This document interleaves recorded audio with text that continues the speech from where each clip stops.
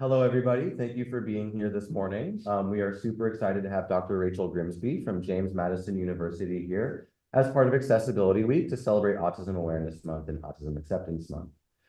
So without further ado, because we don't have a ton of time today, I'm going to turn it right over to Dr. Rachel Grimsby. Good morning, and thank you for being here. I am going to talk to you today about collaborating with paraprofessionals. And usually I like to check in. So, real quick, this is something you can do on your phone, but that isn't seeming to work this morning. So I know your name. What level do you want to teach?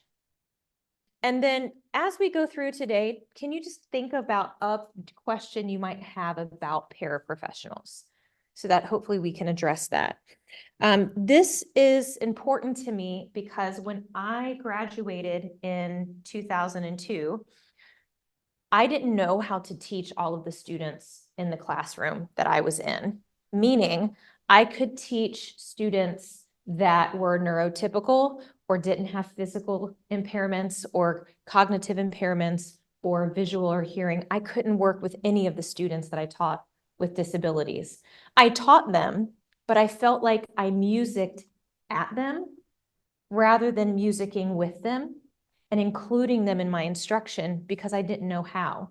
I had one class in the College of Ed, and that was more about IEPs and special education teachers and labels. It wasn't about how to include the kids in my instruction. It was about them without them.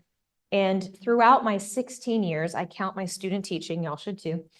The most influential colleagues that I had were the paraprofessionals that I worked with in the classroom.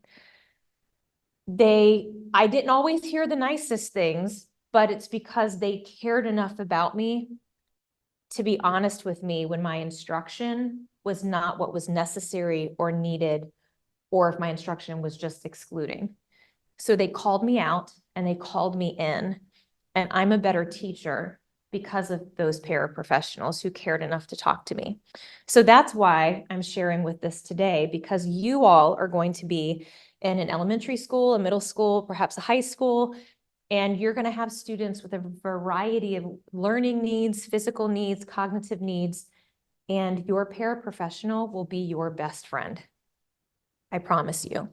So paraprofessionals are individuals who at the beginning just did clerical work. In the 50s, after World War II, many women, because most of them were women at the time, were looking for jobs and to stay in the workforce while they raised their children or after their children had grown. So that started with doing clerical work, making copies, taking kids to recess, taking kids to lunch, getting kids in and out of transitioning from classes. Around the late 70s, early 80s, we had some legislation that you all now know as IDEA, which meant that we had children coming into the public schools with a variety of needs. And so because we were serving students with disabilities, they needed more support people, and those paraprofessionals started to become more than a teacher's aide, but a learning assistant. And since goodness, in the past 3 years, IDEA has gone from serving 6.3 to I think 7.2 million students.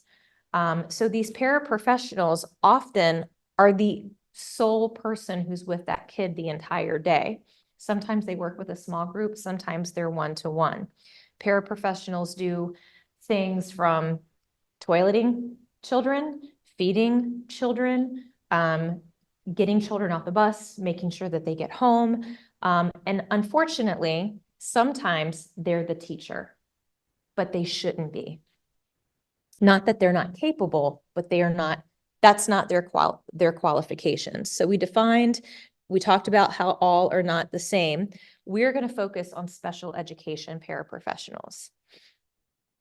So according to Gian Greco, Dr. Gian Greco, I believe, is at the University of Vermont, and he is the leading researcher on paraprofessionals in public schools. And he said that paraprofessionals should be a sous chef. What does a sous chef do? Right, okay, fair, very fair. But in a kitchen, the sous chef preps, but who does the cooking? Yeah, the chef. However, I bet in some kitchens too, the sous chef is doing all the work. But that's what's happening with paraprofessionals. And as we go through this, you might see some similarities about how paraprofessionals are perceived and their experiences being similar to our experiences as music educators. So most paraprofessionals have experienced negative perceptions, and music educators have negative perceptions of paraprofessionals.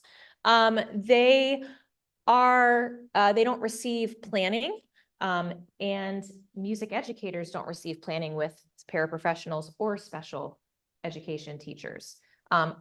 Planning time, especially at the elementary school, is your class time provides planning time for teachers, which means that your planning time typically is when in the middle of the day when other people aren't available to meet with you because they're meeting with their own teams. Paraprofessionals struggle with instructional needs, meaning that they aren't trained to be the teacher. So oftentimes they're doing the teaching, but they don't have the support or the background knowledge in order to lead those lessons. We have a lack of access to information, meaning here in Florida, individual education program, and that program is funded and organized by IDEA. They don't know the goals, the learning goals for the students. However, according to IDEA, paraprofessionals and you should have access to individualized education programs and plans. You should have that information. However, many paraprofessionals, and I found this in my own research, didn't know the goals. They knew the diagnosis, but they didn't know the specific learning goals or needs that they had. They lack content-specific professional development, very similar to us. Sometimes when we're in schools, we're going to go to a staff meeting and it's going to be about reading. It's going to be about math. It's going to be about science. And they're going to leave it to you to figure out how to bring that into your classroom. Yeah, but you will. Because music teachers, we're awesome and we can do all the things. And then there's a lack of clarity on the role of the paraprofessional. Like I said, some paraprofessionals do all of the work when they really should only be prepping the work, right? And in the music classroom, a lot of paraprofessionals are uncomfortable because they don't see themselves as musical and they don't know what you want them to do. So oftentimes those negative perceptions come from the paraprofessional maybe sitting in the back, maybe being on their phone, maybe not engaging with the kid as one might hope. But if we think about a paraprofessional schedule, they get an unpaid lunch that's typically 30 minutes.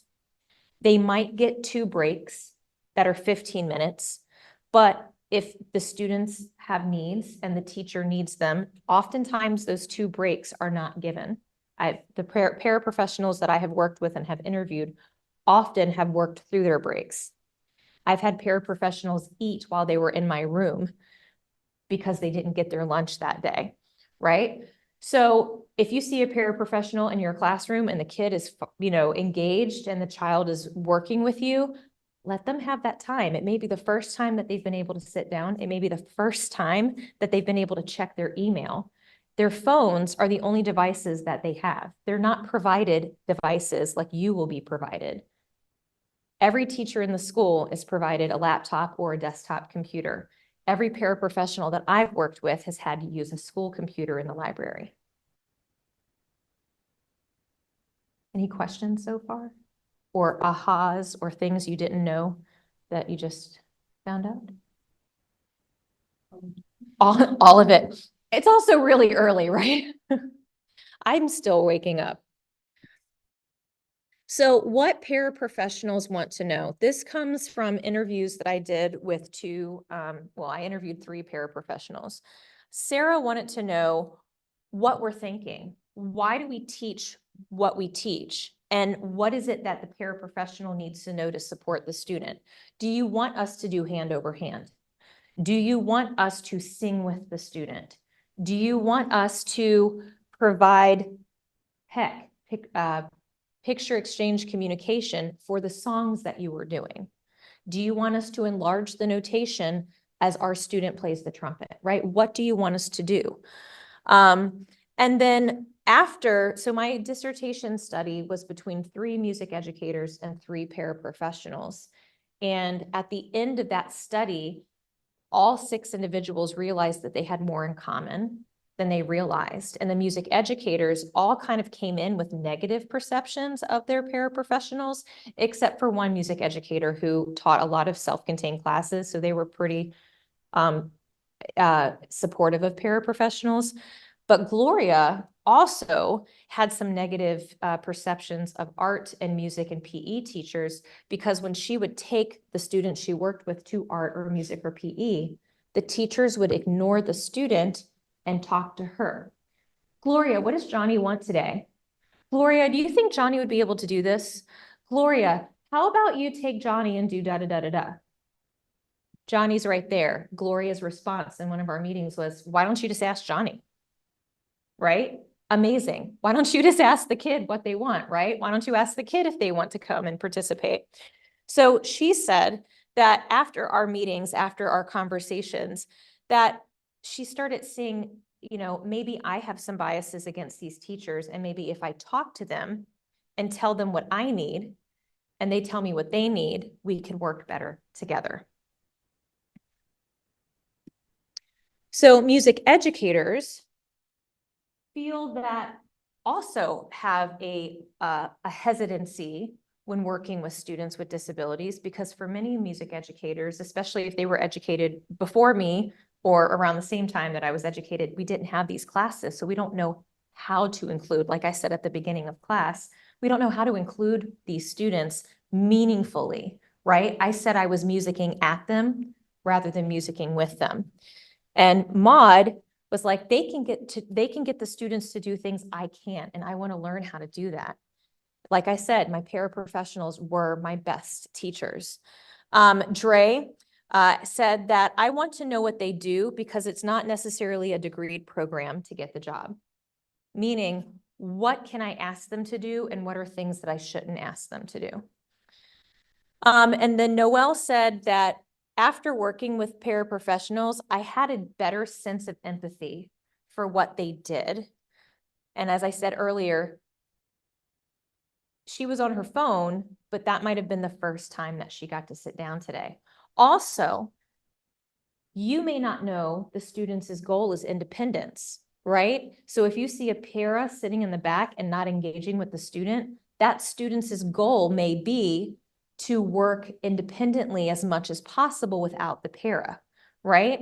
So if the student is engaged and participating well with the class, that para may be back in the back because that's what that child needs in for their learning goals, for their IEP. So what are ways that we can meaningfully collaborate with paraprofessionals or any colleague for that matter? How do you think we can do that, knowing we're not going to have planning time, most likely, with paras? What do you think before I get to the next slide? Any ideas? I mean, take the para out to lunch, right? That would be amazing. Any other ideas? Absolutely. Just be careful with phones. Like, that's a great idea. And I think texting one another is good. But remember, FERPA, we have to be careful what information we put about students in text or email. So an idea could be, hey, we have our friend at 1 o'clock today, and I'm doing this lesson. What ideas can you give me to include that individual? Or so don't use names and don't use diagnoses, any personal identifying information, but texting or going to lunch are really great ideas. So collaborating helps us feel seen. Music educators often feel a sense of isolation because we're the only music teacher in the building. We don't have a colleague to collaborate with on our subject. Paraprofessionals feel the same way. Even though there's many of them, they often feel isolated from the rest of the school because they're not a salaried employee.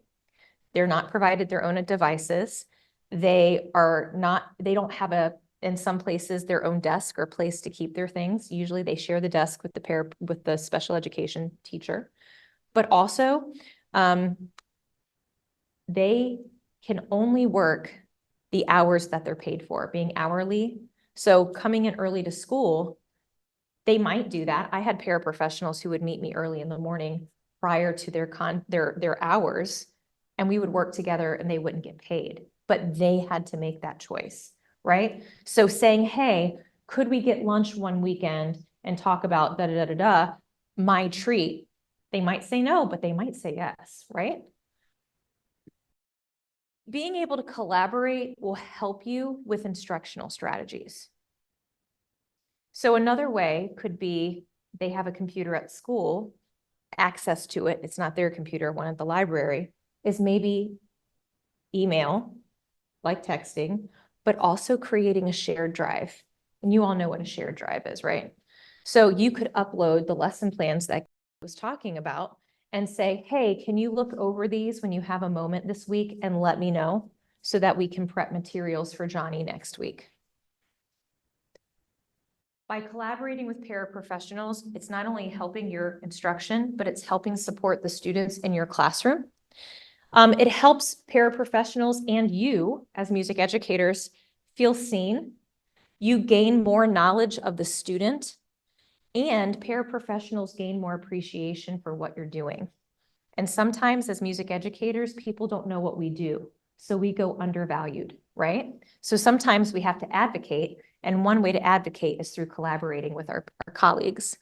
Also, it helps you define your roles. Here's my role as a music educator. Here's what I'm responsible for Johnny. Here's your role as a paraprofessional. Here's what you're responsible for Johnny. Now, how do we support Johnny together? Also, it's a remedy to isolation. I would have loved to have been taken out to lunch by my special education teacher to work on collaboratively with students, right? I would love to have exchanged numbers, right? Because we don't want to talk about the students in front of them. That's something Gloria mentioned, right? The music teacher was asking Gloria about Johnny in front of Johnny and in front of the class.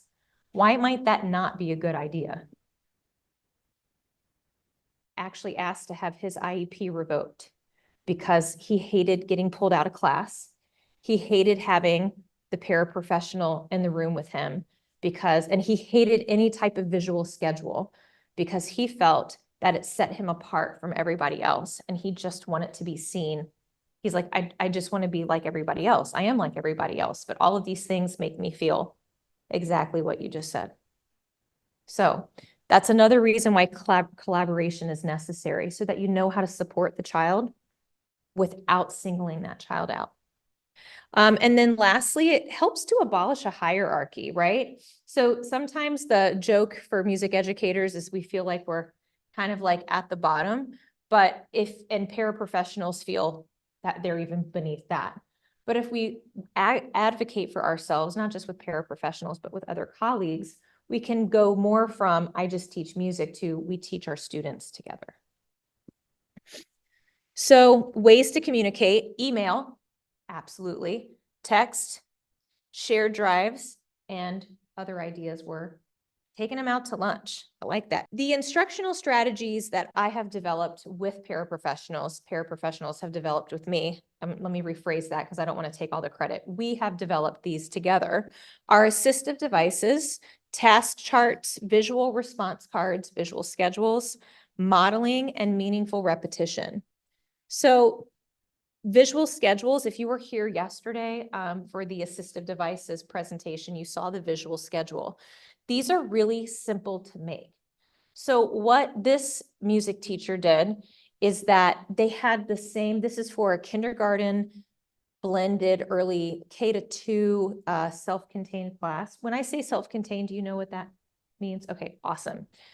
So self-contained, for those at home, is a classroom where the students, the least restrictive environment is not with their general education peers, it's within their own classroom. So they have music outside of the general education students. So if they're a second grade student, they wouldn't have music with their second grade peers, they'd have it with their small class that they work with, which is often multi-aged. So this music teacher did the same activities every class, but changed the song. So the pictures could remain the same, and all he needed to do was change what happened underneath. This allowed anxiety of the students to decrease. It allowed the students to be able to anticipate what was going to come next. And it also helped students know that there was a structure. A lot of our students, whether they have a label or not, they need structure, they need repetition, and they need to know what's coming next. So you can use this for every student, not just those who would feel singled out by only having one for them.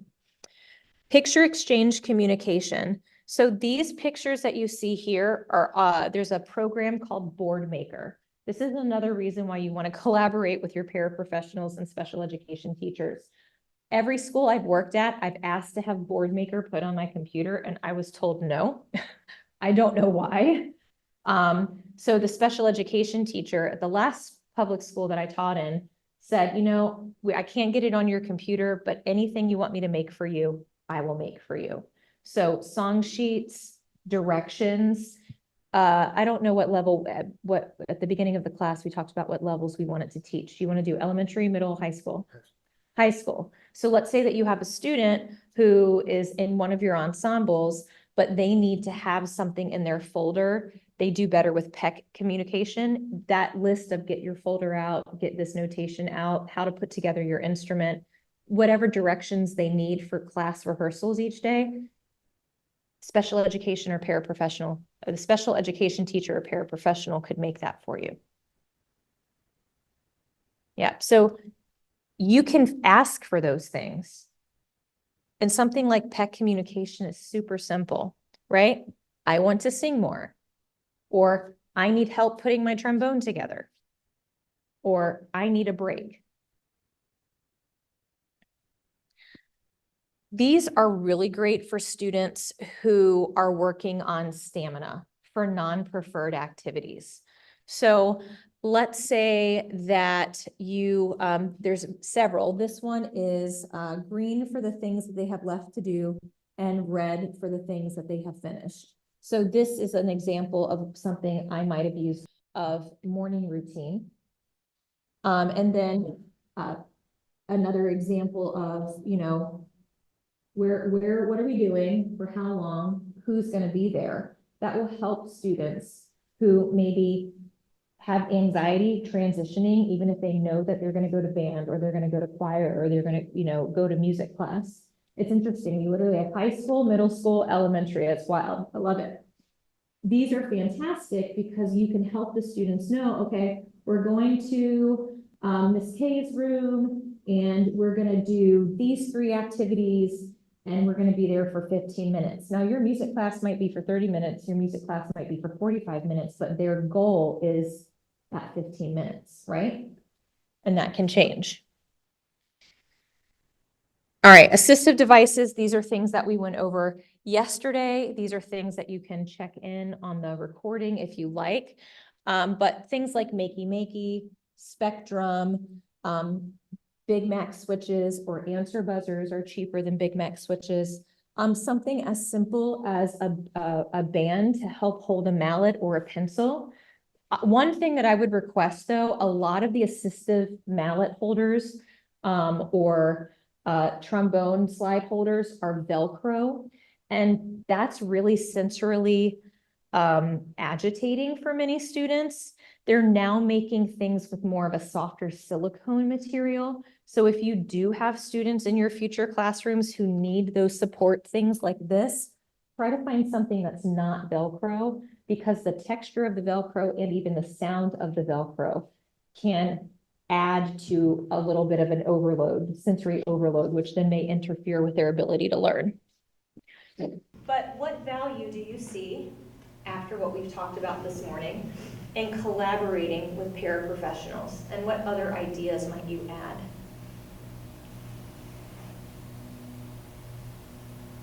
Well, I didn't realize they were such an asset. Ooh. Like, you could really, like, I always saw them as, like, more of information rather than action-based, like they could help you on the spot. And it really like opened up my eyes to see like if they don't know what's coming, how are they gonna help you for the next activity? Like that was a very big eye-opening for me. So I think what was awesome to just give them the lesson plans, give them their own chance to like catch up and have like also their plan throughout the day. Absolutely. And you could have a lesson plan printed for them, like in a folder in the back of the room that they just pick up so that they can track with you and know when to jump in and maybe jump out. Thank you. Any other ideas? There's things that paraprofessionals can help you as a teacher and educator think outside the box of like, hey, you should try this. Like, oh, wow. Like a PEG's working with any kid. It's not limited to, you know, any student or like one specific group of students. Like it could work for any kid. Yes. And providing students the choice, right? To say, I need this today. No, I'm good today. It just emphasizes that communication is really key, like with anything, especially with your professional, just having a common understanding of like your expectations of what you need to accomplish, or just like, you know, or just like general help with really, like you need to make sure you know how to communicate effectively to get what you need and to help not you, but only like your students as well. Yeah. Absolutely. So these are resources that you have access to that are linked to a Google Drive.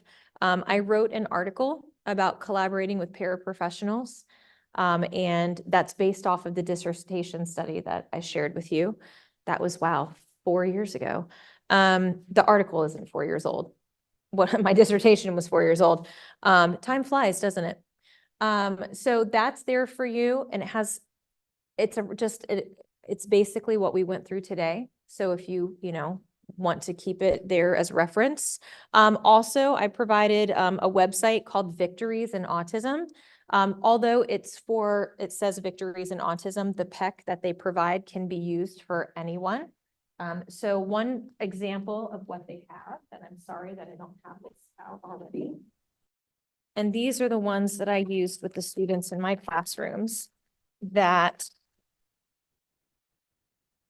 so when I did it, don't do what I do. When I made mine, I cut the easy access tabs off. It's supposed to look like this so that you can see which card you need and to get to there quickly. I cut them off because I didn't realize at the time that that was what they were for. So this hung on my lanyard. And so while this lanyard PEC was for a specific or a few specific students, I mean, it helps everybody if I just do this, right? Or if I have a student who might be off task, I could just do this while I'm continuing to teach instead of going, Erica, Erica, Erica, right? Like I've just singled that student out, or coming over and going, why aren't you paying attention? Well, a lot of students have a hard time with focus. I have a hard time with focus, right? So sometimes that poster on the wall, why is that poster there? That's a really nice color of purple. I wonder if we're going to play the instruments today, right? It's not that they're intentionally disengaging, but their minds are going to 30 different places. Many of us do that. So this simple little picture, at some point, their eyes are going to get there, right? Asking students to wait, right? If you have that one kid who always wants to answer every question, that was me. Having this, instead of being told to stop asking so many questions or stop answering so many questions, this would have been really helpful. Or hands down, I see your question, but I'm not quite ready. Right? Especially as elementary music educators, you have maybe 30 minutes once a week. Less talking, more musicking, and these communicate with everybody. So that's Victories in Autism. And for those who are watching online, these resources, well, the slides can be presented so that they can have the shared resource as well. And then there's a wonderful website called A Day in Our Shoes, which is a website that advocates for parents, but it's also great for teachers in how to advocate for a good IEP. An IEP that looks at that's strength-based rather than deficit-based, because unfortunately, the IEP is broken. And I won't get on my soapbox too much. In a utopian society, every child would have an IEP and we'd be teaching to every child's direct needs, right? It's what the goal is what we should be doing. But a day in our shoes is made by parents for parents. And it has a lot of advocacy material. It has a lot of information on how to understand an IEP and how to understand the goals and what those goals mean. And it's great for you as music educators because 99% of the time, you won't be a part of that IEP meeting. You can request to be a part of them. And I encourage you to do so, right? Because you might be essential in helping those students meet the goals, right? Music can help students meet a variety of goals. Motor goals, social emotional goals, functional goals, and learning goals. A colleague and I, Dr. Sarah Jones, we have an article coming out in Music Educators at some point on how to take IEPs and translate them into the music setting. So look for that. But for now, that website is an excellent resource to help you with your journey going into the classroom. And lastly, if you get to your first job, or if you are currently teaching and you do not have access to IEPs, that is not legal. You are directly working with those students and you should receive the entire IEP, not just a goal sheet, but you should have access to the entire IEP. In that article that I wrote, that's coming out, that my colleague, Dr. Sarah Jones, and I wrote, I made a spreadsheet of all 50 states that tells you the type of IEP that's used, the form. It links you to the State Department Education website. I called every special education department in all 50 states to ask them to verify if the information was accurate on the website, if IEPs were, so in some states, every district in that state uses the same IEP. And in some states, they can, as long as it has the information on it, they can create their own IEP. So some states use Go IEP, some states use Power School, some states use Infinite Campus, and some states don't have they can choose to use an online database. There are 4 states that did not return my calls. I called 4 times. I got no answer. That's noted on there as well. So there is information about IEPs in Florida, so feel free to check that out. And if you have any questions, there's my email. Feel free to reach out, but thank you so much for being here this morning. And I appreciate your time and your energy and your great questions and suggestions. So thank you.